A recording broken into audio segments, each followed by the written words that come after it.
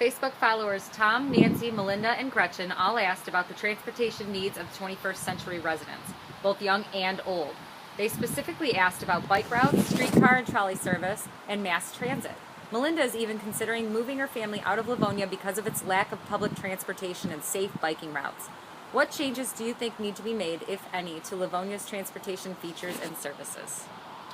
Well, I'm sorry to hear that she's thinking about moving, and that's exactly what's going to happen if we don't green the city and start moving it into the next century. People are they're going to vote with their feet and go to communities that are. As far as transportation, the people in the transportation industry now are thinking of it as mobility, and there are all different kinds of mobilities. Google, Apple, and other big organizations, they're trying to take over the transportation industry. And we are right here in the, we border the Motor City, all of the jobs related to that. We can't let that happen. So we need to really embrace it and be a part of it. Right now, Roush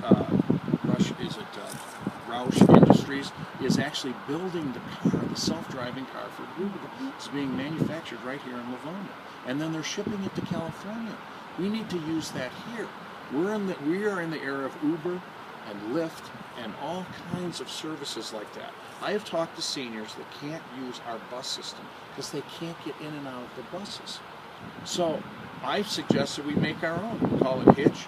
We have our own cars. Use that Google car. There are industries like GM and Ford. They lease fleet leasing, and for data, and they would actually let us use the vehicles to drive people around as we use those buses, those old buses, those smelly buses, and just so they could get the data to find out how good their vehicles are doing. So there are a lot of opportunities for change when it comes to transportation. Bike paths. The first bike path I want to build, if I'm on council, it will happen, is from the rec center to Rotary Park down Hubbard Road, and for a couple of reasons. There's no sidewalk there. So that means kids cannot ride their bike or walk to school, even if they live in the neighborhood, because there's no sidewalk. So they pick up a kid who's 2 blocks away from the school on a bus. That's crazy. So that would connect. That would be the first one, and I think you could get help from the district. You could get help from the state. You could help from the feds for that. There's a lot of ways to get money to make that happen. And then you would start connecting. Then you'd go from the rec center to here, the town square.